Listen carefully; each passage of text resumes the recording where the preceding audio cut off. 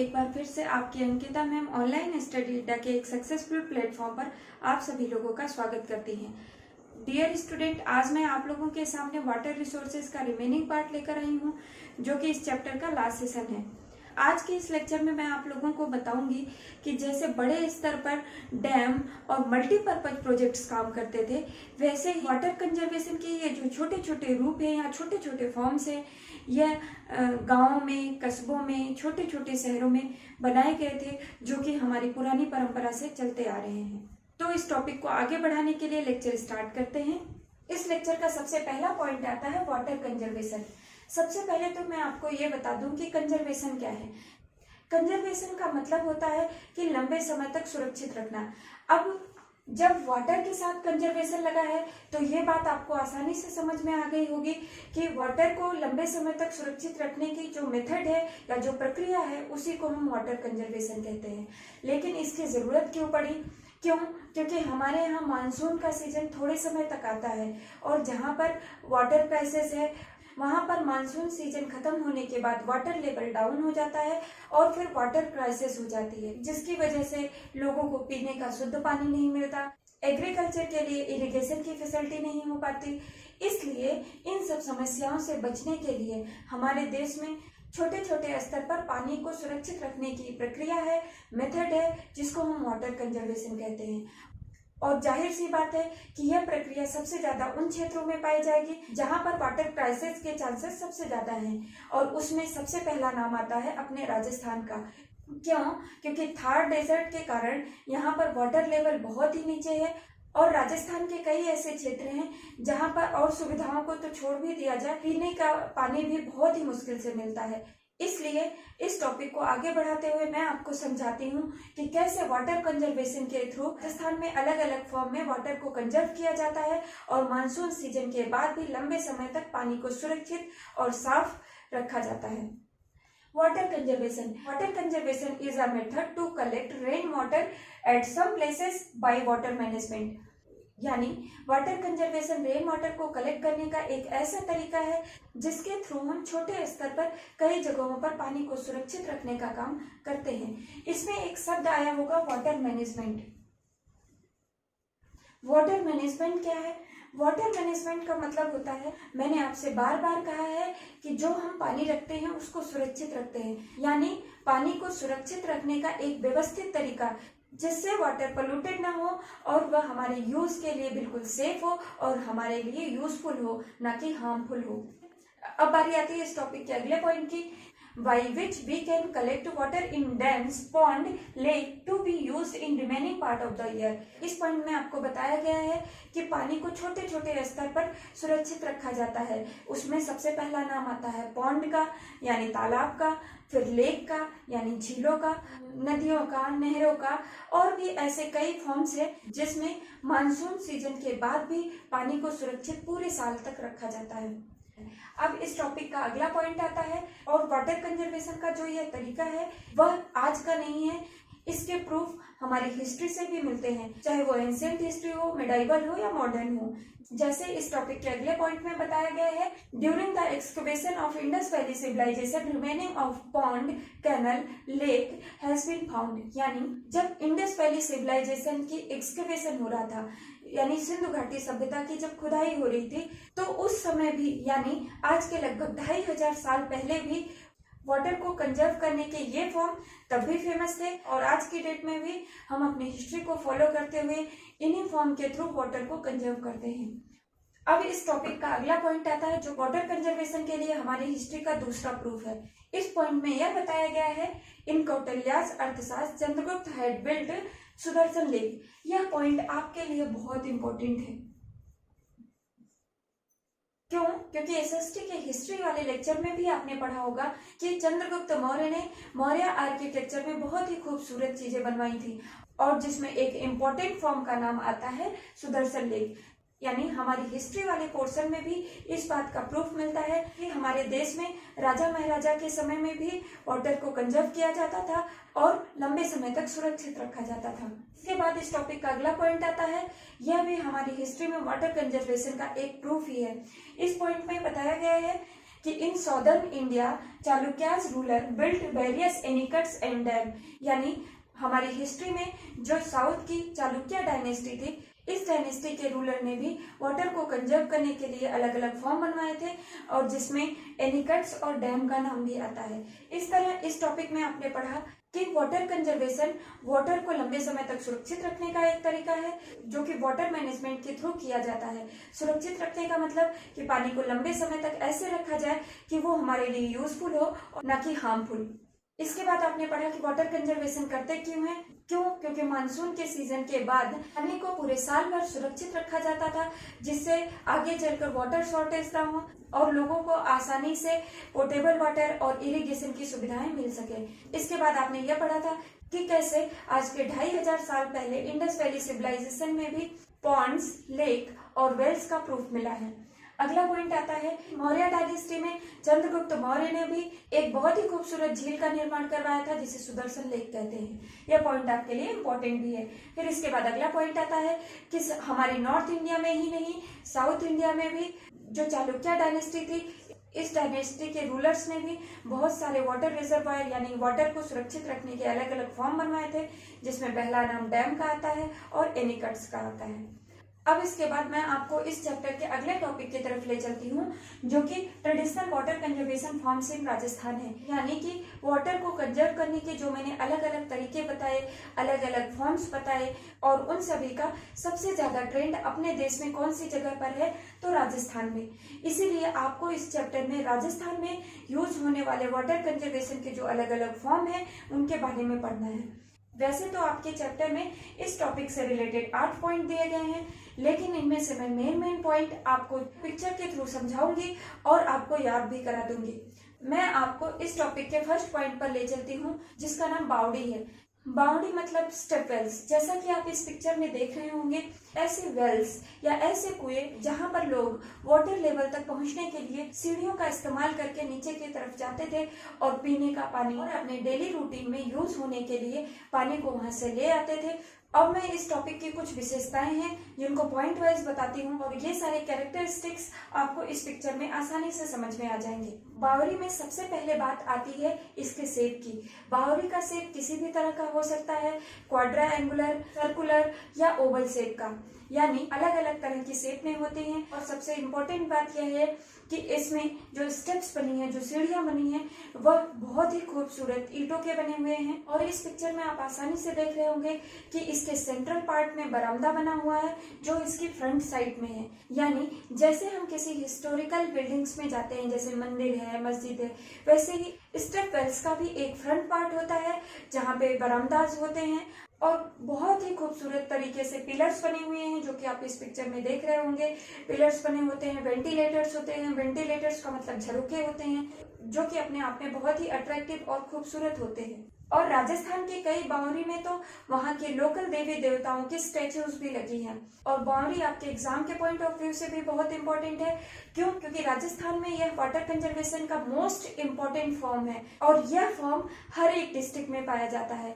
Bundi district में सबसे ज्यादा बावड़ीज पाए जाने के कारण उसे the city of step wells भी कहते हैं। इस तरह से बावड़ीज से रिलेटेड मैंने आपको 4-5 पॉइंट याद कराए। पहला पॉइंट इसका शेप से रिलेटेड कि इसका शेप क्वाड्राएंगुलर भी हो सकता है, ओवल भी हो सकता है और सर्कुलर भी हो सकता है। दूसरा पॉइंट मैंने ये बताया कि इसी जो स्टेप्स यानी सीढ़ियां हैं वो बहुत ही खूबसूरत आर्टिस्टिक ब्रिक्स से बनी हुई हैं। आर्टिस्टिक ब्रिक्स का मतलब ऐसी ईंटें जिसपे खूबसूरत तरीके से डिजाइनें बनी हो और उस पर नक्काशी की गई हो। इसके बाद मैंने ये बताया कि जैसे हर एक बिल्डिंग का फ्रंट फेस होता है, वैसे बावड़ीज का भी फ्रंट फेस होता है।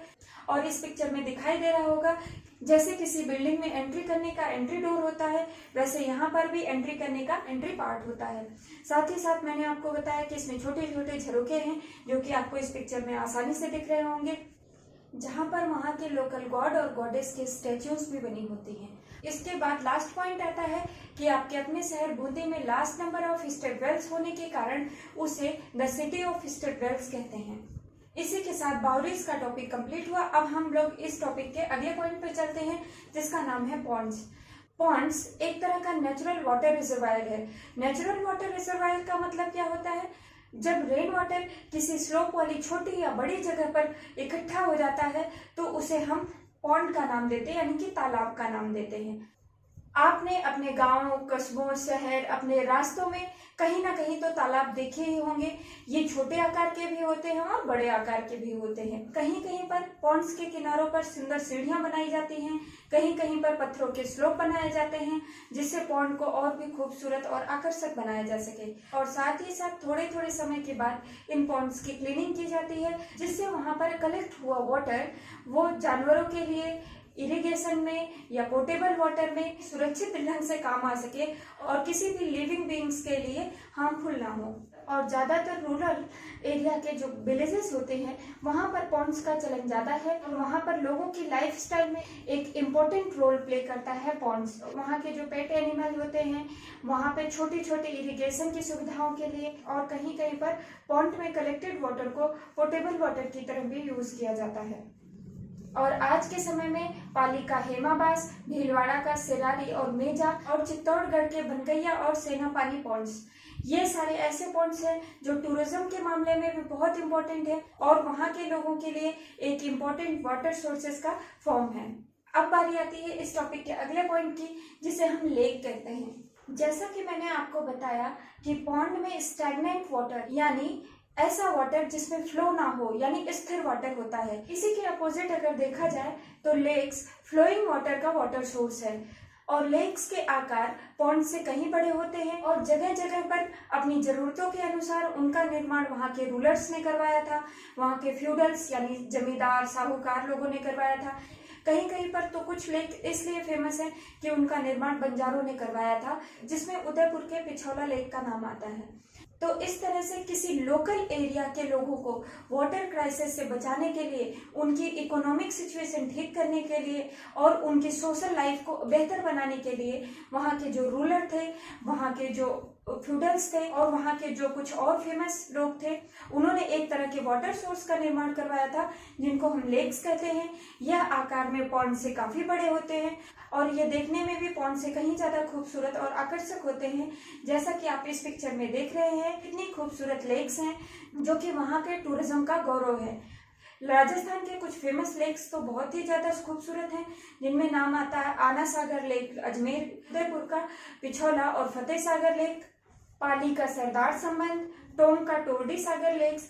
ये अलग अलग लेक हैं जो वहाँ के लोगों के लिए बहुत ही ज्यादा यूजफुल है। उनकी लाइफस्टाइल, उनकी सोशल इकोनॉमिक लाइफस्टाइल को इन्हांस करने के लिए, इम्प्रूव करने के लिए, अच्छा बनाने के लिए, लोगों को पोर्टेबल वाटर प्रोवाइड करने के लिए, इरिगेशन की फैसिलिटीज के लिए बहुत इंपॉर्टेंट है।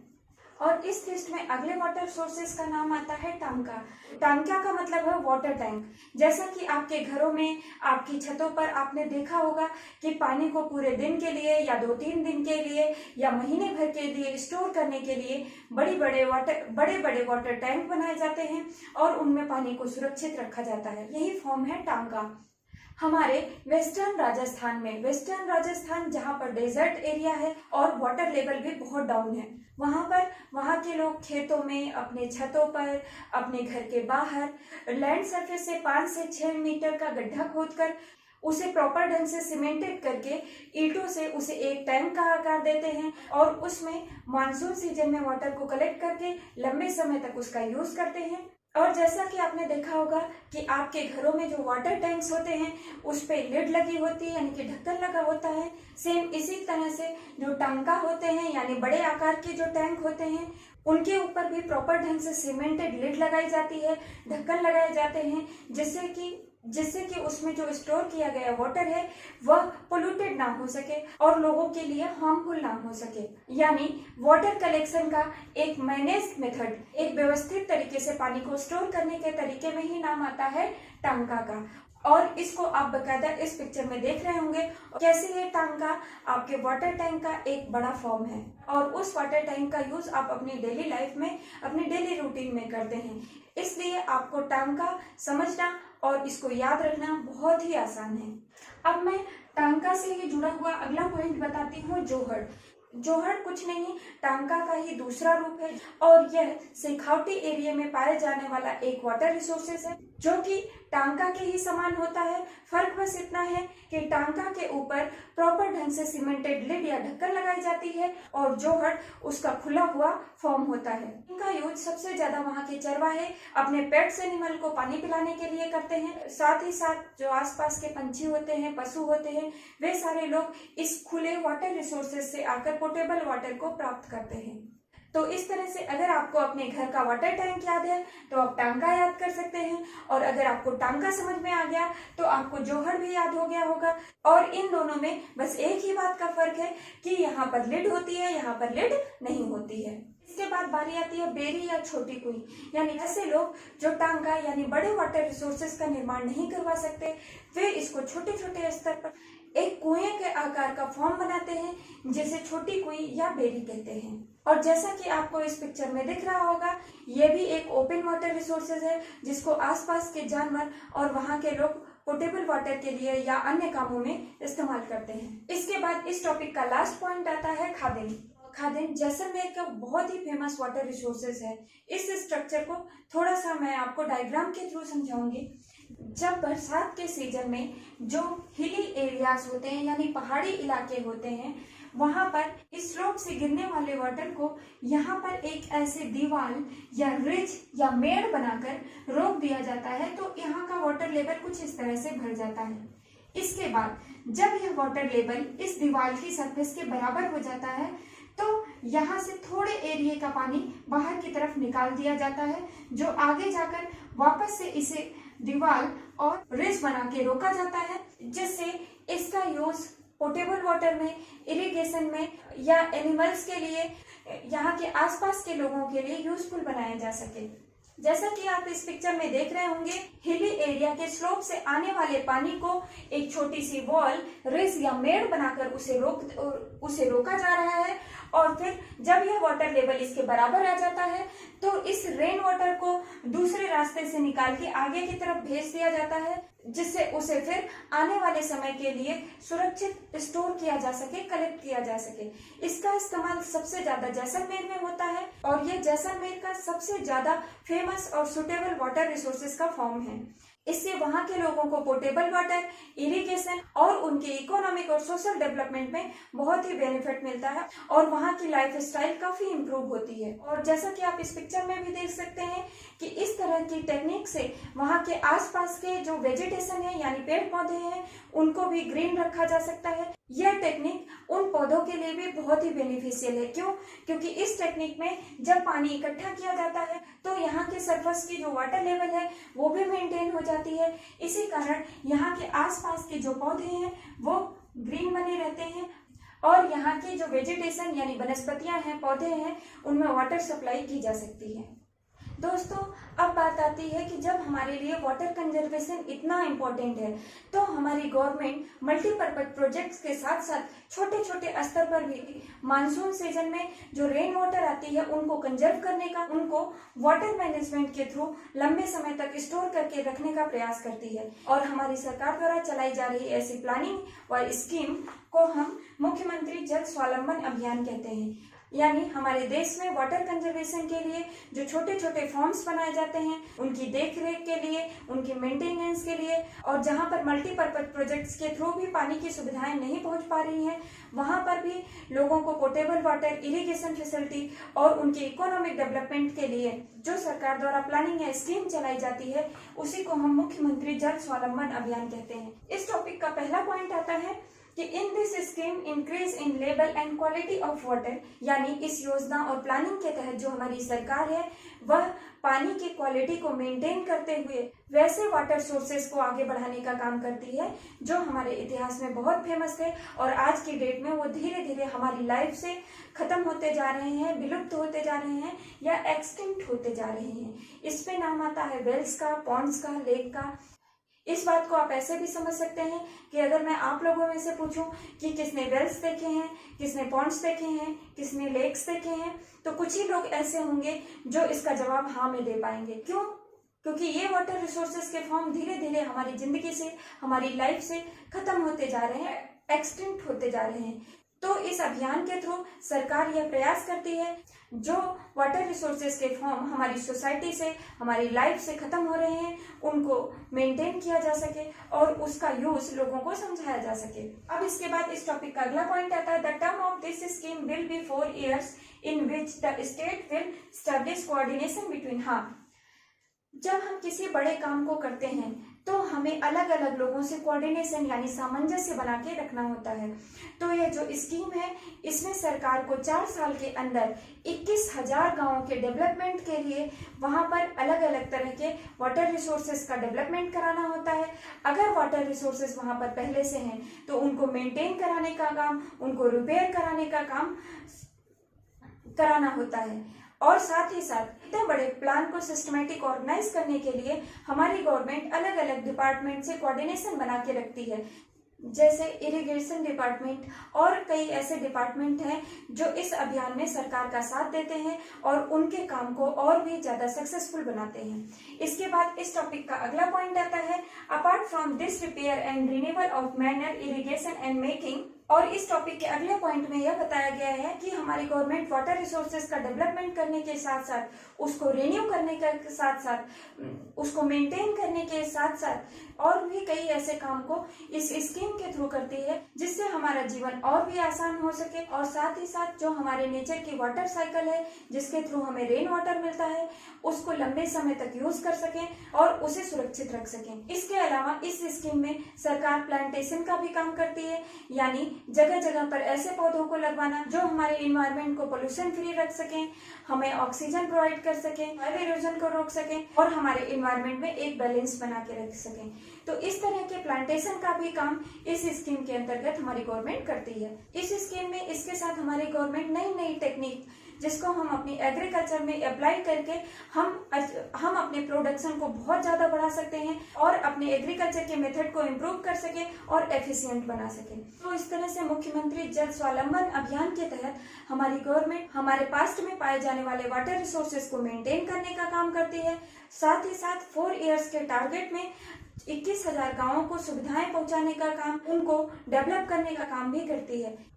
और बस इतना ही नहीं, लास्ट में आपने ये भी जाना कि कैसे हमारी गवर्नमेंट इस स्कीम में प्लांटेशन यानी पौधे लगवाना, उसको मेंटेन करना जिससे हमारा एक इन्वायरमेंटल बैलेंस बना रहे, उसका भी काम करती है और हमारे एग्रीकल्चर के प्रोडक्शन को बढ़ाने के लिए, उसको एफिशिएंट बनाने के लिए, उसमें इम्प्रूवमेंट लाने के लिए नई नई टेक्निक का उपयोग करती है जिससे छोटे छोटे गाँवों के पॉपुलेशन को भी ज्यादा से ज्यादा फायदा हो सके और वहाँ के लोग एग्रीकल्चर से ज्यादा प्रोडक्शन करके उसका फायदा उठा सके।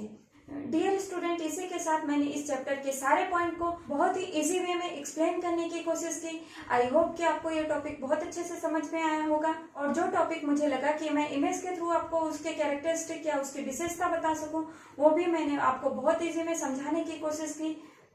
आई होप कि आपको ये लेक्चर पसंद आया होगा और आपको मेरे ये टीच किए गए सारे टॉपिक समझ में आए होंगे। तो दोस्तों, इसी के साथ लेक्चर को कंप्लीट करते हैं। अगर आपको मेरा लेक्चर पसंद आया हो तो हिट द लाइक बटन, और अगर आप चाहते हैं कि हमारी आने वाली वीडियो की अपडेट्स आपको मिलती रहे तो चैनल को सब्सक्राइब करें। और साथ ही साथ अगर आपको लगता है कि मेरी टीचिंग में अभी भी कोई इम्प्रूवमेंट बाकी है तो उसे कमेंट बॉक्स में जरूर लिखें। और आपका ये सपोर्ट ही हमें इम्प्रूव करता है और लेक्चर को और बेहतर बनाने के लिए प्रेरित करता है। तो दोस्तों, बने रहिए हमारे साथ और हमारी अगली वीडियो आने तक देखते रहिए आपके एसएसटी सब्जेक्ट का टॉपिक वाटर रिसोर्सेज। जल्दी ही मैं अपने अगले लेक्चर में आपके लिए नया टॉपिक लेकर आऊंगी। तब तक के लिए बाय बाय, टेक केयर।